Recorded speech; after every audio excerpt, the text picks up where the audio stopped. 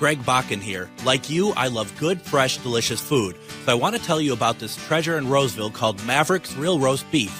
Maverick's has the best roast beef sandwiches I've ever had. Made fresh, every order. Add fries or onion rings dropped in the fryer when ordered, and you have a winning combination. Maverick's Real Roast Beef has a lot more than roast beef, so check out their website, mavericksbeef.com, or check out their restaurant on Lexington in Roseville. The views expressed and the opinions given by the individual host, guest, random reptoid, or chupacabra may not necessarily reflect those of AM 950 Radio, its affiliates, or its sponsors. Now, it's time to step into the unknown.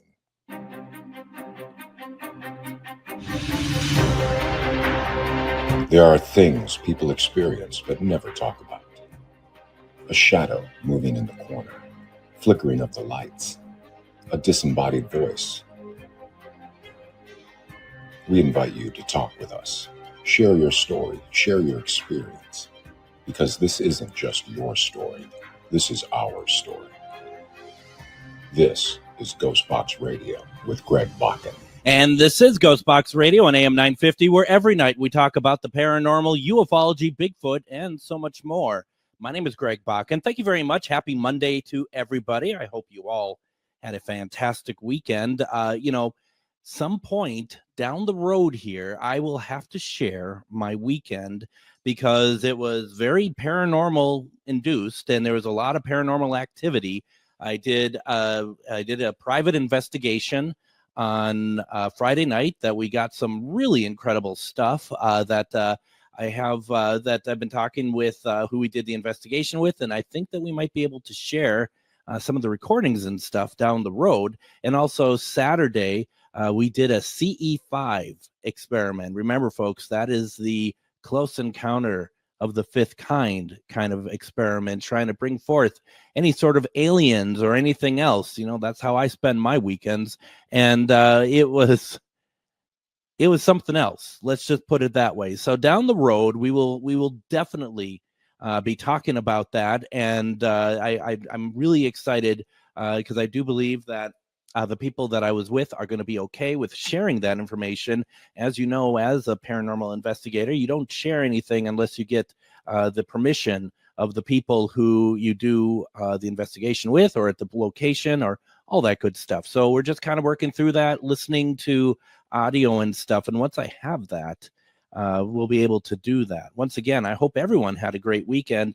I'm excited today because we have with us, we've had Tim Rayborn on a few times already. You might remember we had Tim on back in December when we talked about the scary book of Christmas lore, 50 terrifying Yuletide tales from around the world. You remember that? And then we just more recently had him talk about the not nightmare-inducing A History of the End of the World, over 75 tales of Armageddon and global extinction, from ancient beliefs to prophecies and scientific predictions.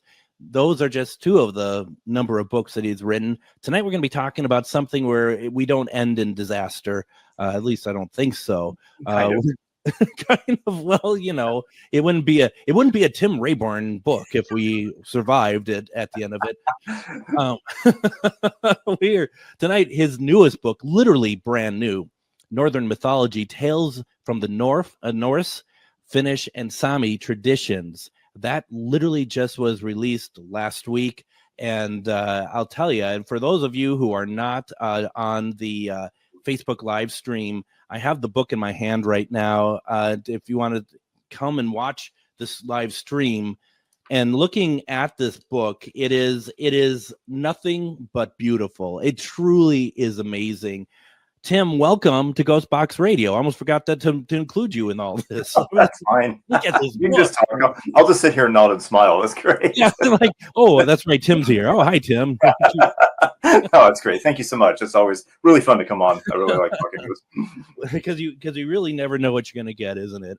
So first of all, this, like I said, this book, let's just talk about it, not even from the content that you've written, just even, we always say that like buying a book, you're buying it with your eyes, first of all, perhaps if you don't know the author or anything else. Tim, you must have, when you saw this, you must have been like, holy, you know what? Yes. I had seen some of the interior artwork and such, and I knew the front cover, but I hadn't seen the whole thing. So it was news to me when I saw this beautiful sort of gold stamped front and all of these pictures, like limited color palette, but it really works well. So I was very impressed. Yeah, it's a real lovely kind of keepsake for anybody that's interested in these stories. You're getting a real quality product as well. So yeah. You really are. And, I think the one thing that I find really exciting about this too is, we talked a little bit before going on the air. I do a great deal of Kindle, and partially because when I'm trying to read the books for the show, it just makes more sense when people will send me PDFs so I can add to Kindle and stuff. Sure. But then you look at a book like this, and it's easy to be reminded why the physical book that you have in your hand is such a wonderful piece. And it's like we don't want that to become a lost art. And I noticed that this is available as hardback only, and then as an audiobook. Is that how it's going to stay? Yeah, I think so. Audiobook's coming later. I think it'll be out in October. They haven't think they finished recording it yet. This particular publisher, Suttermill Press, which is an imprint of HarperCollins, they don't normally do Kindle and ebook, as far as I know, at least not for things like this. So that's just the way it is. It's either audio or hardback. But audiobooks are always fun. But this would be a great thing to listen to if you're driving in the car. But this is the kind of book that's really nice to hold in your hands and just experience and take the time to sift through. So I think that the best format for it really is just the good old-fashioned book form. Well, and then for us in Minnesota, Northern mythology, tales from the Norse, Finnish, and Sámi traditions. I mean, that is right up our alley up here. Yeah. Something like this, I would assume that this isn't one of those type of books. They're like, Tim, we want you to write about this. Oh, okay, I'll look into it.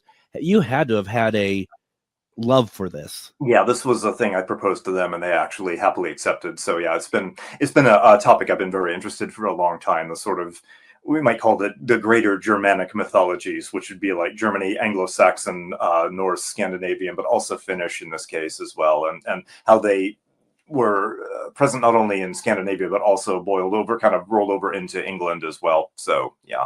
The entire northern tradition, but also the places like Orkney and the northern islands off of Scotland, and also, of course, Iceland, which is where the vast majority of these Norse mythology stories come from. It's actually from when they were written down in the 13th century in Iceland. Is that all? No, I'm just kidding. I mean, where do you start? Where do you start putting this, assembling this book? Well, we're very fortunate in a couple of ways, is that both the Northern and the Finnish traditions were meticulously written down. As I say, the Norse myths that we have come from two sources primarily, and they're both from Iceland, from between about 1200 and 1240, those years. They were written down by literate Christians that still had an interest in preserving the old pre-Christian pagan religious stories and stuff, the stories and myths and tales and such.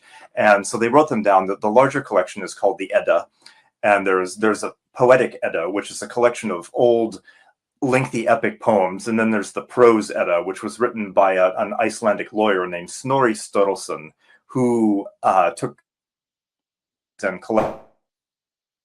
And so these were copied and preserved and kept alive down the centuries in various. They were actually written in Icelandic originally, not Latin, not some other language. So they were very carefully preserved, and we've lost some of them certainly over time. But sure. These particular people felt there was great value in preserving these stories, and these are really some of the only stories we have. Like, we don't really know. We know that when the Icelanders, when the people first came to Iceland in the later 9th century, they brought these beliefs with them, but a lot of times they didn't write them down until much later. They didn't have the literacy to do it. So these what these tell us about is the sort of pagan and mythological life and beliefs of Iceland from about 900 to 1000. They don't really tell us much about Sweden or Norway, although we presume that there are overlaps because we see references in carved figurines and in things, runes carved on stones and stuff that allude to these stories, or images and pictures and such that seem to be also illustrating these stories. So we can assume that there was a lot of overlap, but there were also probably a lot of regional differences. What was known in Iceland in, say, the year 950 probably wasn't exactly the same as what was in Norway 50 years earlier, or Sweden 50 years before that. So, but it's all we have. There's a professor of Old Norse and his name is Jackson Crawford. He lives out in Colorado, and he made the really good analogy that what we have as terms of these myths as if there was a ship that had a bunch of treasure chests on it, and they were all filled with scrolls and details and books, and somewhere along the way that ship had a shipwreck and sank, and one chest sort of floated to the shore, and that's what we have. The Icelandic ones are the ones that survive. Everything else sank, and we don't have them. We're extremely lucky to have these at all. So the beginning point for writing a book like this is to consult the original text in translation. I don't read medieval Icelandic, but that's where you start to answer your question. And with Finnish mythology, it's the same. In the early 19th century, as Finland was undergoing a sort of revival of its nationalism and trying to break free of Swedish control, several people went around and started collecting the old folk tales and myths and beliefs from villages all over Sweden, and they wrote them down in a collection which later came to be known as the Kalevala, and that's where I've drawn those from. And that dates from 1820s, 1830s. So we're lucky that there were these sort of folklorists and archivists that actually took the time to write these down so that they didn't just pass on into oral legend and then disappear. But that's very definitely, oral tradition is very definitely their origin. And I've often the idea of oral tradition actually to me is very scary. I mean, the idea of getting it right, not we all know what telephone is like, playing the game. Do you feel like, I mean, obviously, how do we know? But do you feel like it's that it stayed pretty accurate through the generations? We don't know. We have really no way of knowing. I suspect that, like the Norse myths, we know that there are different branches and there are different versions of these stories. Very clearly, there's for instance, there's a particular story in the Edda, an Icelandic myth that concerns Loki, and part of it seems to actually borrow from Celtic Irish tradition. There's a very similar story from Ireland. And the reason for that might well have been simply that there were a number of Irish, the Norse also settled in Ireland, and then some of them later moved to Iceland. So maybe they knew that story when they took it with them to Iceland, and it got blended with theirs, but that particular version of that myth probably never existed in Norway. So, there's constant change. And I think that's the nature of oral tradition anyway, is that it's more that was it Joseph Campbell I remember, it was a wonderful quote, and I'm paraphrasing. He said that a myth is something that never happened, but which is always happening. And that's a great way of looking at it. It's something that's always happening. So the myth is constantly evolving and changing, but the underlying truth of it remains. And I think that's what you have when you're dealing with oral traditions, whether it's music, whether it's poetry, whether it's stories, they're going to change. It's only when we write them down that they kind of become, firm and whatever. So, yeah. But you're starting at point A and getting the end, whatever the last point is. It just might be what's in between might have gone through some sort of change over the course of that makes sense. And I also like the idea too of like figurines or the imagery and stuff that helps with that as well. Absolutely. And sometimes you have imagery that contradicts the surviving myth. So clearly that's evidence that there was an alternative version of it that didn't get written down somewhere. That happens. Or you'll have folktales and fairy tales that have multiple different versions. There's, people that are really into studying fairy tales, for instance, can find versions of some of these stories all across Europe and even into Central Asia and such. And they're sometimes very similar, sometimes they're very different. That's the nature of story. Yeah, no, absolutely. And that has to excite you. Yeah, I mean, that's not something we're like, oh, for God's sake, I just got through. It's more like, I'm sure this is much more like, ooh, what do we have here? Yeah, it's very fascinating to sort of look at differences and see how things evolve. It's like language itself, when you're looking at all the languages and you'll see, well, German's related to Dutch, but it's also related to Danish, and Danish and Norwegian are almost identical in the way that they're written, but they're pronounced very differently. So there's like family trees of these sorts of things. And it's true with stories as well as languages and music and every other human endeavor, really. Yeah, that's fantastic. We are talking with Tim Rayborn. We're talking about his newest book, just released, available on Amazon. If you want to support me with some Amazon stuff, I'm putting it up on my website, GhostBoxRadio.com. Northern Mythology, Tales from Norse, Finnish, and Sámi Traditions. We're going to the comments section, and Chuck asked the question. He says, how much of the folklore is local folklore and how much is brought in folklore due to conquering? Yeah, that's a really interesting question. I think with these particular stories, it's pretty hard to say, actually. But I think it goes back to there was a very interesting point about that, because I'm of the belief that a lot of these particular beliefs and stories and folklore were very local. They actually were. They might be confined to a handful of villages or a small region. They didn't have counties then, but something like that. Whereas you go 30, 40 miles away, they might have a very different version of the same gods, the same myths might be somewhat different. So it's, as I say, what we have with these particular stories is what was known in Iceland at the time, and that's all we have. So, but certainly a lot of it was local, a lot of it was lost, absolutely, because of those reasons. There was no one standard when we talk about that. There was no, there wasn't like a unified, a unified Bible of these stories by any means. There was no, that wasn't even a concept that existed. So, yeah. Well, and I would assume if something is folklore is brought in due to conquering, it's always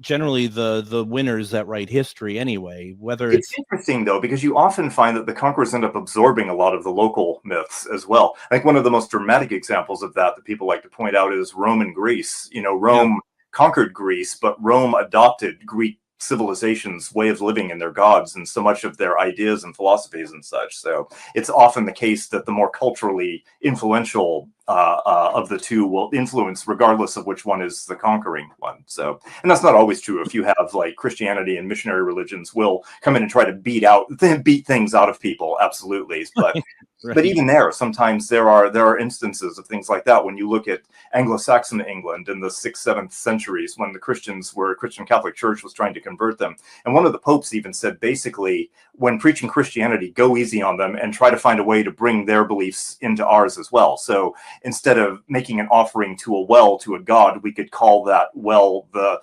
home of a particular Catholic saint, and people could keep right on doing it, but they're just changing the name of it. It isn't a god, or it isn't a spirit. It's now a saint. So there's often this sort of case where the conquerors do have to adapt to what's there, because it's often very difficult to just force things onto people if they don't want them, especially if you're dealing with centuries of tradition. That's that's interesting. I ask everyone to stick around with us because we need to take our first break. Damien, I see your question. We'll get to it after the break. We're talking with Tim Rayborn. We're talking about Northern mythology, tales from Norse, Finnish, and Sámi Traditions, his newest book. We're going to be talking a lot more about that. You're listening to GhostBox Radio on AM 950.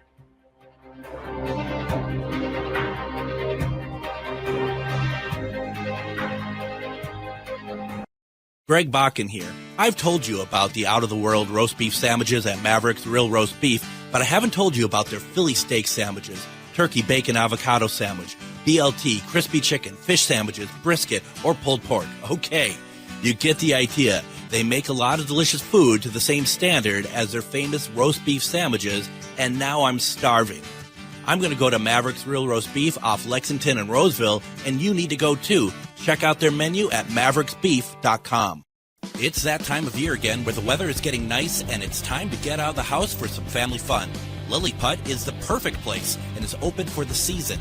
Be the first to take on their newest escape room, The Bunker. It's intense, exciting, and totally unforgettable. Prefer spooky? Try the Haunted Mansion.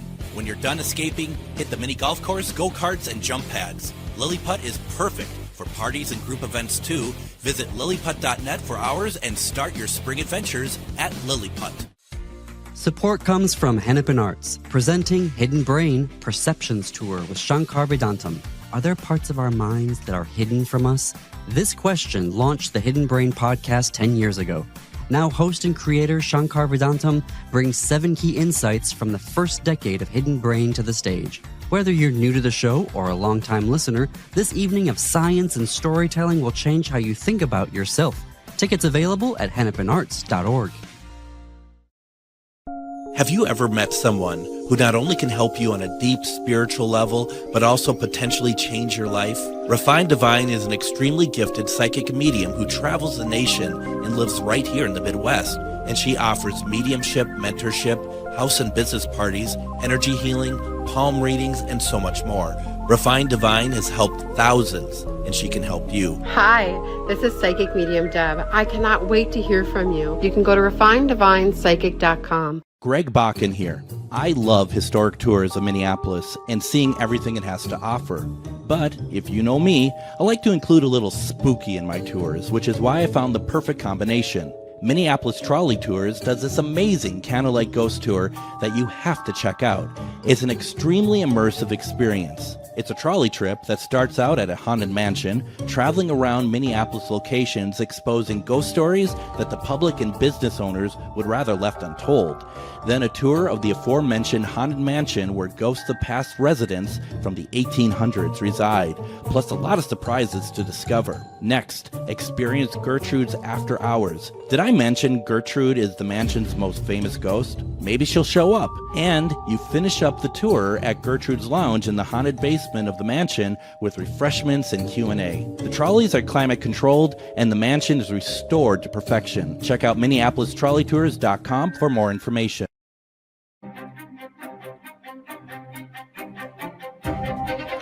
And join me Sunday in Rochester. I am going to be out there over at Refined Divine Psychic and Holistic Healing Fair. I am one of the guest speakers. I'm really excited about it. I'm going to be talking about ITC, intertransmental communication. I think I might be talking a little bit about trying to reach out to aliens. I'm going to be playing some recordings that I have. We're just going to kind of go through a lot of stuff. We're going to have a table there.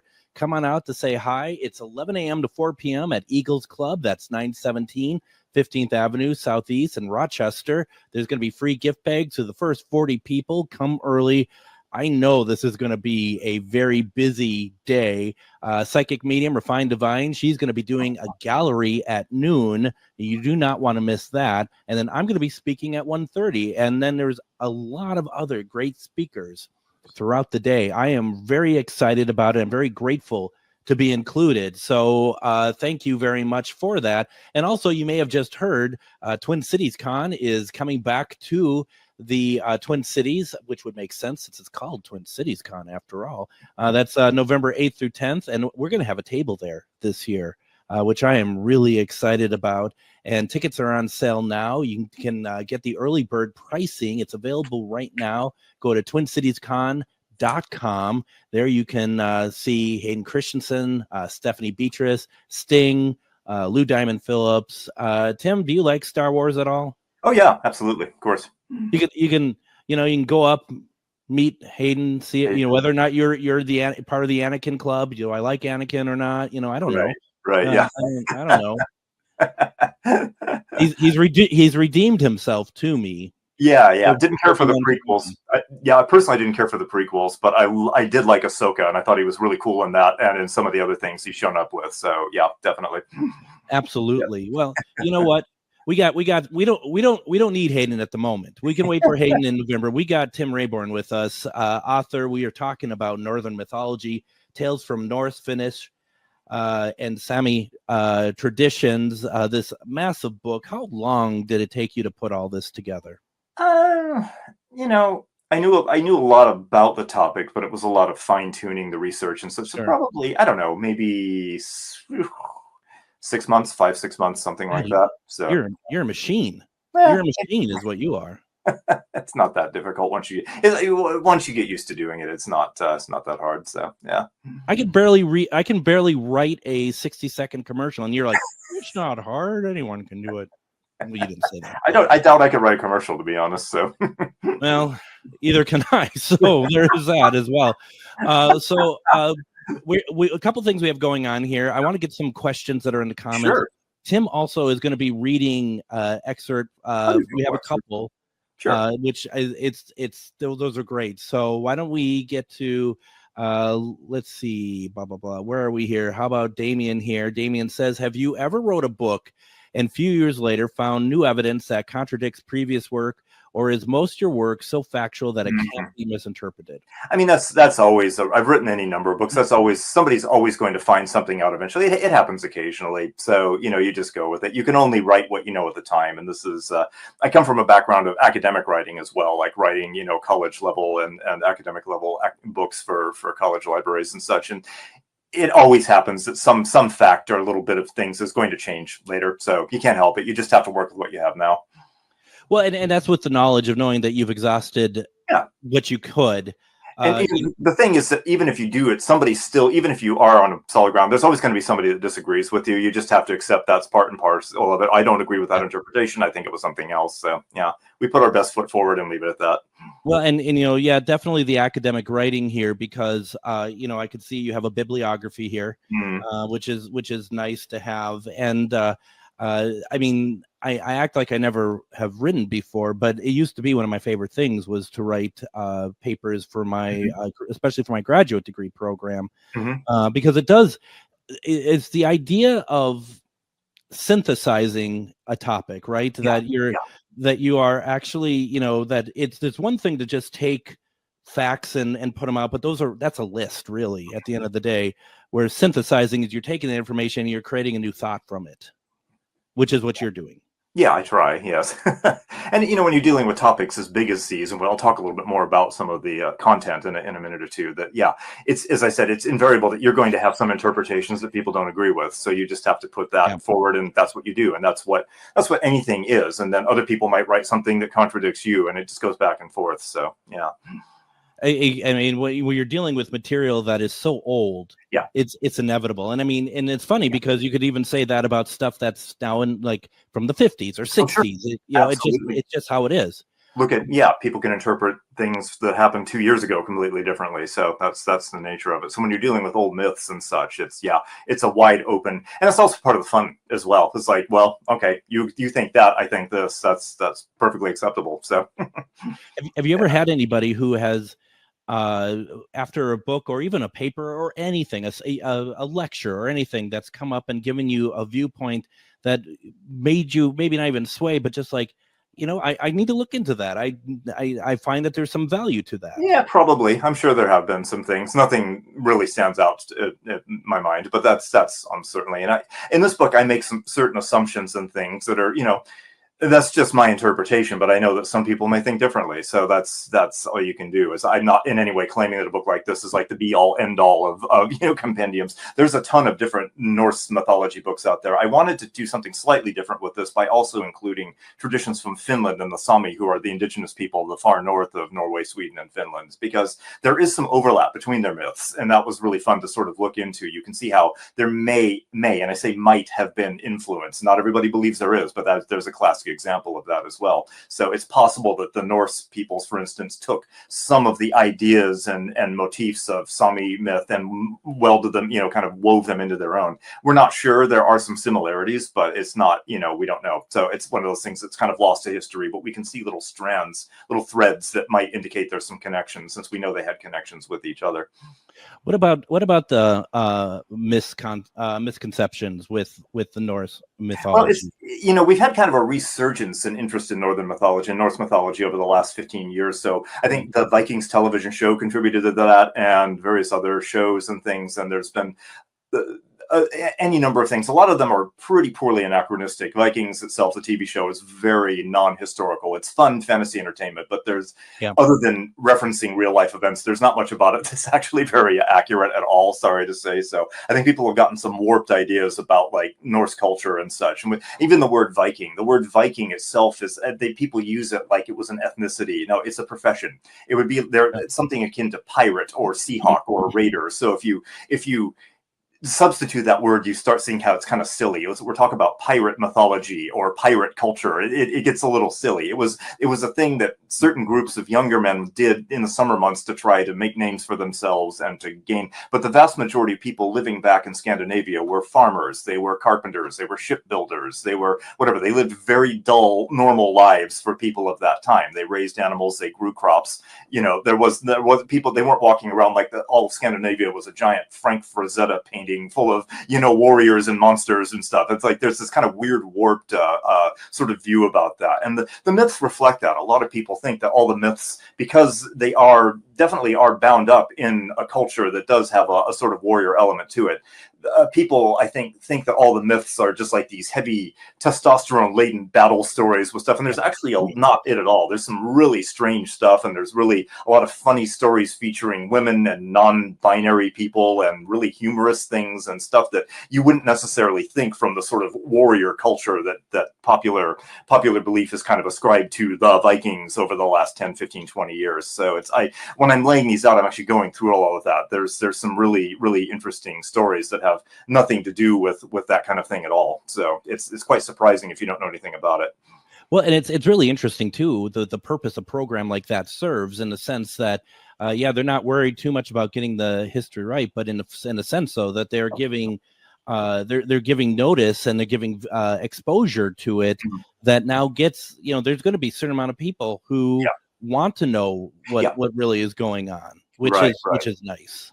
Absolutely. Yeah, it certainly serves its purpose. Shows like that serve their purpose. But, one can hope that there will be more accurate, historical things come. I think the movie that came out last year, was it The Northman, is actually fantastic. And it's way more accurate in terms of clothing and mythology and all sorts of really good. If you've not seen it, it's well worth a watch. It's Alexander Skarsgård. It's a retelling of the Hamlet story, but from one of the ancient Icelandic sagas. So it's a similar kind of revenge story about this guy who seeks revenge for the murder of his father.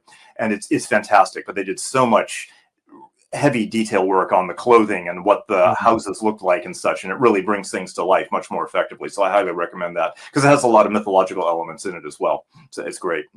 Well, and Chuck says in the comments, he says TV programming hit only the bullet points of history in most cases. And very much the truth, because they only want to get the stuff that's action. They don't care about 5 episodes about farming. Right. I would. Yeah. I might actually, but I find that interesting. But a drama, about the life of a farmer throughout the Scandinavian year would actually be quite interesting. But that's me; I'm weird. So exactly. Now, what I'd like to do, Tim, is I'd like to hear an excerpt, if you wouldn't mind. Sure. I've got a few things. Let me. It's a kind of amusing. Let's see if I can find a fairly funny story.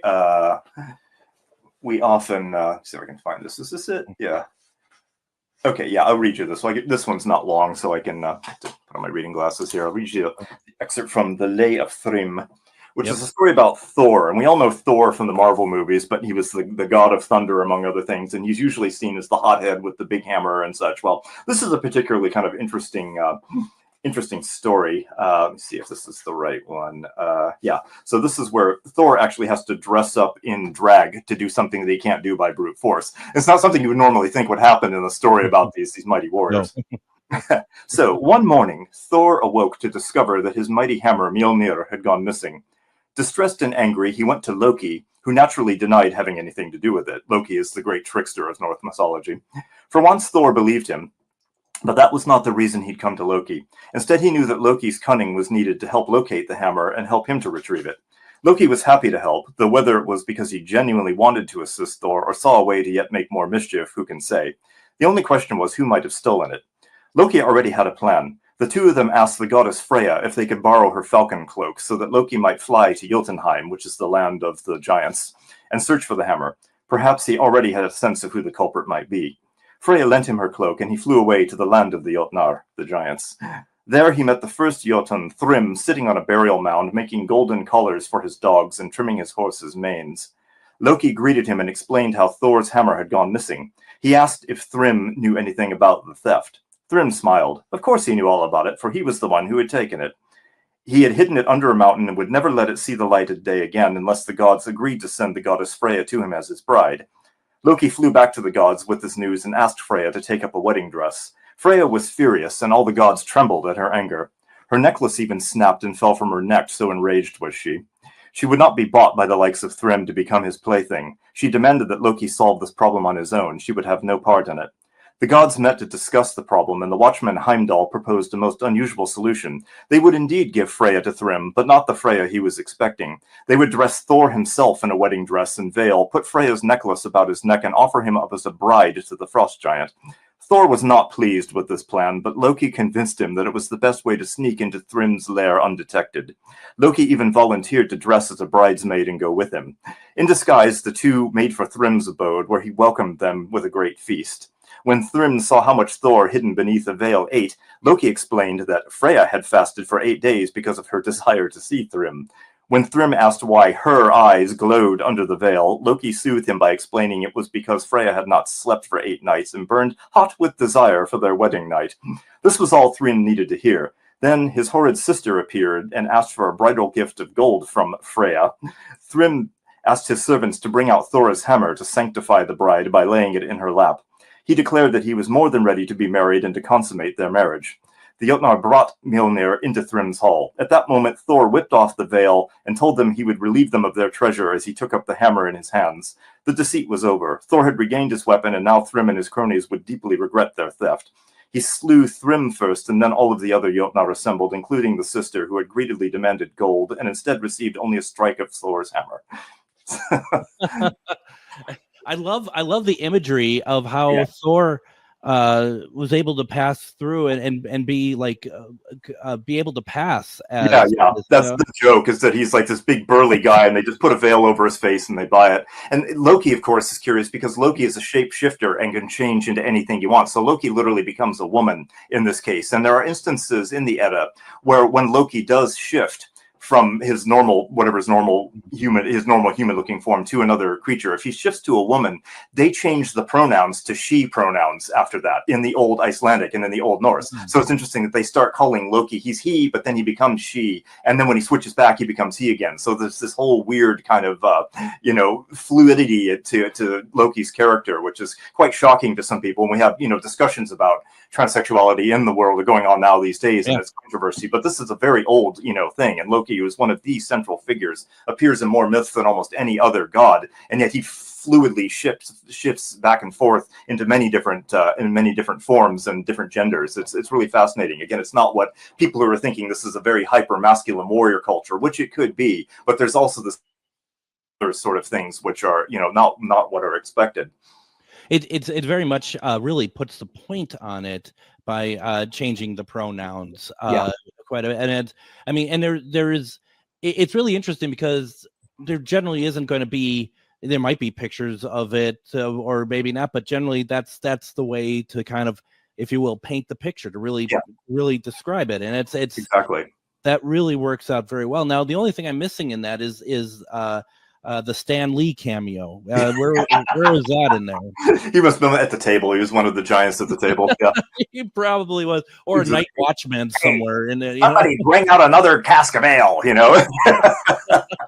The interesting thing, of course, is that the word Jotun or Jotnar often is translated as giant, but these beings were not necessarily giants in the sense of being 12 feet tall. It's kind of a mistranslation. They often were the same height as the gods, looked like gods. They could look perfectly human, or they could also look like misshapen monsters. Some of them were huge, but a lot of them looked just like anybody else. So it's the Jotnar are a species, but they're not all giants in the sense of like Jack and the Beanstalk type giants. So yeah.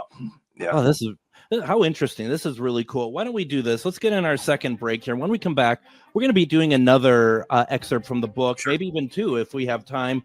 The book is called Northern Mythology, Tales from Norse, Finnish, and Sámi Traditions. Tim Rayborn's our guest. We'll be back. You're listening to GhostBox Radio on AM 950.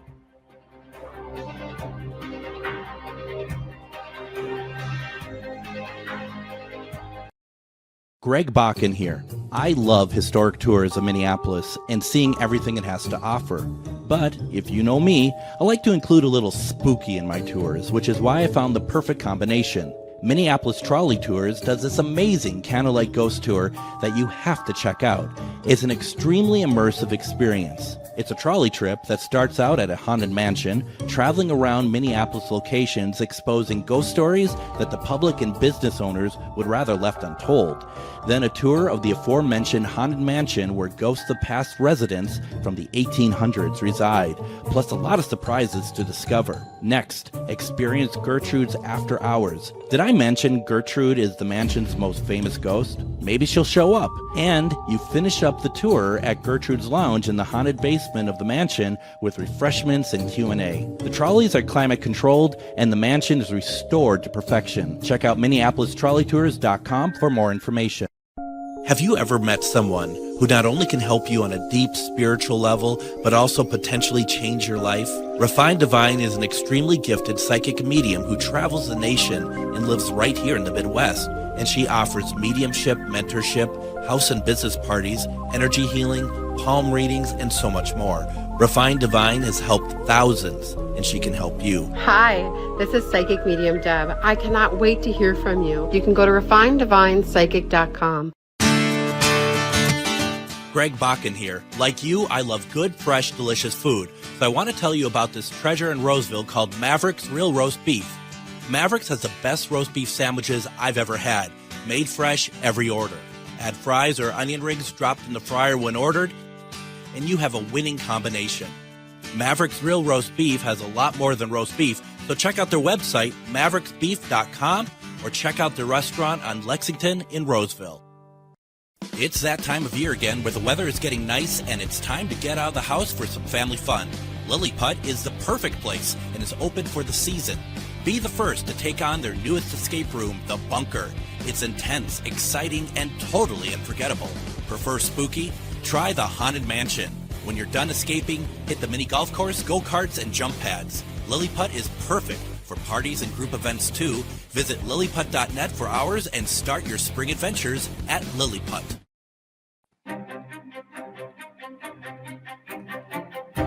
And join me tomorrow on GhostBox Radio with Greg Bakun.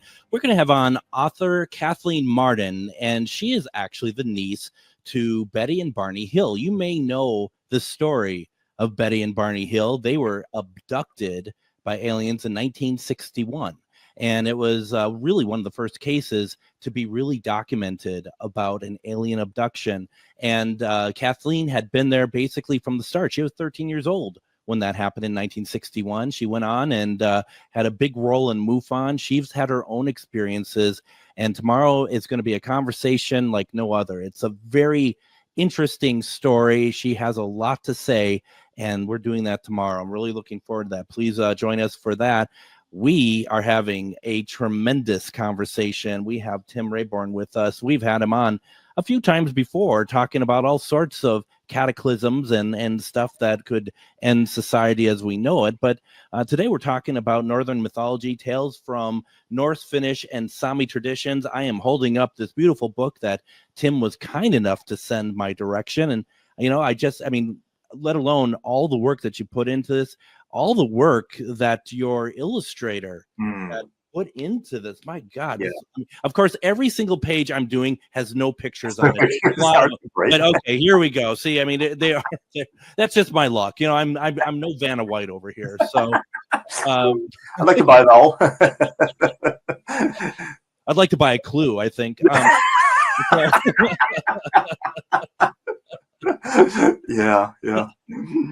Honestly, it's such a beautiful book. It's available on Amazon. It just came out last week, so it's very cool. I'm just congratulations on this. This is really nice. Yeah, thank you. You should be able to get it at most stores as well. If they're not carrying it, you can definitely order it at like Barnes & Noble or your local bookshops. And I always encourage people to do that, to support local bookstores because it's easily available. Absolutely. So, yeah. Absolutely. Yeah, I mean, your publisher is a big enough publisher. They're going to be all over the place. So it's probably in quite a few places at this point. If not, ask for it by name. Absolutely. No, that's fantastic. You know, by this point, with the number of books you've written, they'll just have like one whole like bookcase with just your stuff in it, right? A couple shelves at this point, yeah. At least a couple shelves. How many books has it been? How many books? I've also done co-authoring things and editing things. I think for my own, like things that I've written on my own, probably in the mid 40s now, upper 40s. Yeah. I lost count. Yeah. I don't know. Yeah. I mean, it's just like, wow, okay. No, that's fantastic. I mean, you got to wonder how many words that is. A lot. The official number is a lot. A lot, yeah. More than a few. more than I could ever say in my lifetime. Yeah. What is it? Is there like, I mean, I'm sure all of this. Okay, real fast. A good question, actually. Damien wants to know, would this be released in the UK? It should be. I think it might even be. If not now, it probably will be in the autumn. Probably. The original release date was supposed to be October, both here and the UK, and they moved the release date in the US up to August for various reasons. It might still be October in the UK, but if you wanted to look up like on like if you go to like waterstones.com, which is one of their big sellers there, you should be able, or Amazon UK, they'll be able to tell you. But yes, it absolutely will be available there. Definitely. I know that like shipping, like you want to get it released in the country it's coming from, because shipping is too ridiculous. Yeah, absolutely. They'll have copies available in stores there. Absolutely. So I just looked today because you spent a great deal of time in the UK. There's a new book that someone had put out there of all the comics from the series Dad's Army. Oh, right. And I'm a huge Dad's Army fan. It's a fun show. Yeah. And so like, this has to be in my collection. The book, the pre-order for the book is £25. The shipping to US is £29. Yeah, it's ridiculous. Yeah, it's insane. Yeah, and it didn't used to be that way. It's gotten a lot. I used to buy a lot of stuff from Amazon UK, and the shipping has just gotten prohibitive in the last, like, I don't know, 7, 8, 9 years. So yeah. Pretty ridiculous. Now, I know that your answer is going to be all of it, but was there anything in the book that you you not only loved putting in the book, like really just to highlight, but you like to go back and reread because it just makes you happy, or you're just really proud of what you found out about it, or anything like that?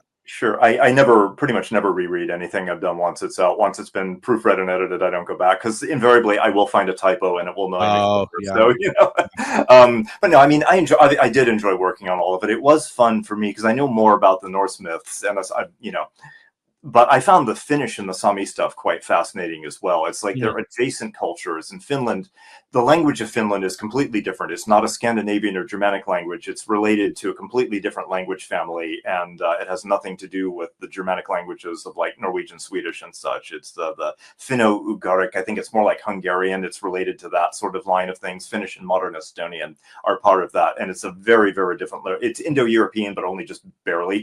It may not even be. It may actually derive from somewhere in Central Asia, I don't recall. But the myths are different as well. They have a very different feel to them. So I really enjoyed writing the Finnish section, and also the Sámi, as I said, who are the indigenous people of northern Norway, Sweden, Finland, and Russia, who have lived there for thousands of years, and delving into their beliefs, which are still a part of their culture in many ways. Some of them, there's been a resurgence in belief in Sámi belief and traditional beliefs, which is great to see. It's given them a kind of a national identity of their own. So yeah, I've really enjoyed both of those. It's interesting when you say all that, and just the kind of the thought of how we think, the general we think that we're permanent, that like all those changes, that's all years ago. That's just what happened. And hundreds and hundreds of years ago, but we're permanent now. We're not going to change. Yeah. And you think about too, like all of just let alone the world, but like look at Europe, and then the changes of country names and whatnot in the 90s, and even in the early 2000s. It's like nothing stays the same. Things change around. It's really interesting to me. Yeah, it's really interesting, isn't it? So yeah, we always think that we're permanent, but we're not. So yeah, I mean, there could be a day that there is a version of Tim Rayborn in 300 years from now, writing books about stuff that we are living now, and because to your point too, it's amazing, even with like internet and the way that we live our lives, that almost everything's documented, doesn't necessarily mean that it's all going to be there when we're years down the road. I mean, how many times you look at something, or even people talk about something, and they get it wrong, even though it should be there. I don't know. I just find it very interesting. Yeah. And I think there is a resurgence among a lot of people to sort of re-embrace some of these older customs and traditions and beliefs as a way of sort of I think a lot of people feel very disconnected, and I think that these we're seeing like a resurgence of sort of indigenous people's rights and such in the world, because they do have things to teach us that we've become a little bit disconnected, and I think there is that. So looking at these old religions, old traditions and such, and seeing what value they can bring to cultures now, even after it seems like they might be obsolete and irrelevant, but they're not at all. Their stories are incredibly strong and have a lot of things still to teach. As I said, the myth never happened, but is always happening. It's always relevant, and that's important. Well, even what you just read with the humor, I think of all that stuff, and I think, it's all just going to be, pontificating or just trying to, you'll just try to teach us. But that is a truly humorous and wonderful piece there. You could imagine the storyteller sort of like really getting into it and acting out the parts and pretending to be Thor, pretending to be a woman and talking like this, or something, and getting words of laughter from people too. So and people love it, and they're telling all their friends about it, and absolutely, it's wonderful. Damien has a question. He said, "Did Ragnar Lothbrok really die in a snake pit?" We don't actually know if Ragnar actually lived. It's possible. He appears in one of the sagas, and he may be a historical person, and there is that story. We don't know. The answer is that he might have been a historical person. He might have died in a snake pit. He might not. There's some evidence that he did exist and that his kids were real people, but there's also no definitive proof. So the answer is maybe. I love it. And I love the questions tonight. I love the way that everyone knows. Now we have about 5 minutes or so left. Do you have one more to read that could fit in? Not in that short a time. No, they're a little bit longer than that, so probably not. But I'm happy to talk about anything else you'd like to talk about. Just read fast. I mean, I don't know. And go. Okay. Yeah, I mean, that's. I talked a little bit about one of my favorite characters is the Finnish character Väinämöinen, and I'll read just a little bit about him. He is he's the main hero of the Kalevala, which is the great Finnish epic. And he was the inspiration for a lot of interesting other characters. We don't really know if he's a god or not. It depends on what text you're reading. In the Kalevala, he's not a god, but rather an intermediary between the realms of the gods and the spirits of humanity. But later on, he was actually revered as a god as well. He might have been a historical holy man, shaman, something like that. We're not sure. But he was a wizard, a leader, an adventurer, a master singer, a musician, and a sage. The legend said he was already born an already old man and had lived for what. Now, J.R.R. Tolkien was fascinated with Finland and Finnish mythology and its language. The language was actually the basis for his Elvish language, Quenya, which was the higher Elvish. Lower Elvish, Stendarren, was based on Welsh, just so you know. And Väinämöinen was absolutely one of his models for Gandalf, as well as possibly Treebeard and Tom Bombadil, the guy of this ancient figure who's almost one with the land and one with the forest. So, yeah, Väinämöinen is, he's a master musician, but he's not always a good guy. He can be a little bit egotistical, uncaring, quick to anger, prone to making mistakes. And some people see a relation between Väinämöinen and Odin, the great one-eyed god of Norse mythology, who was likewise a god of poetry and magic and was also capable of making some really terrible decisions. So Väinämöinen appears throughout the Kalevala, and it's kind of the ups and downs of his adventures as this old man who goes on these crazy wild adventures, sailing in ships, fighting sea monsters, charming animals, and trying to seduce young maidens, and usually failing spectacularly and in humorous ways. So again, it's a very human kind of story, but he's there's a picture of him here you can see in the book. He plays a harp made out of a fish jawbone, and he's one of the great sages and musicians of Finnish myth. Could you hold that up again?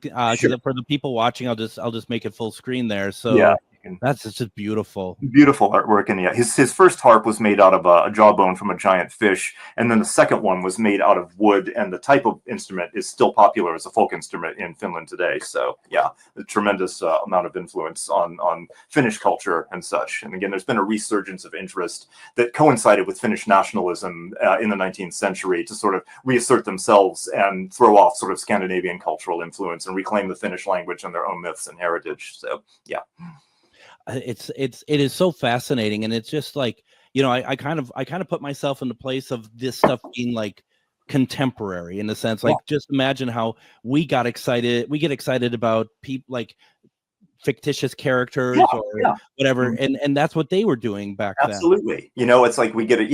Imagine that. Because you didn't have any other entertainment, so you might gather in the great longhouse or the great communal thing, and by the fire you would drink your mead and other things and listen to a storyteller or a singer telling these things. It'd be like one-man performances, and the audience would have been absolutely captivated. We think the great poem Beowulf was probably performed that way in the Anglo-Saxon mead halls in the 7th, 8th, 9th centuries as well. So absolutely, we've lost most of those, but that's one of the ones that actually survives. And it might have been told over several evenings. So it would have been like, tune in tomorrow night for the next adventure, How interesting. I think about too, like, just how people would wait for like William Shakespeare to come up with it. And absolutely. I know it's not necessarily historically accurate, but just even something like Upstart Crow. I love that show. Absolutely.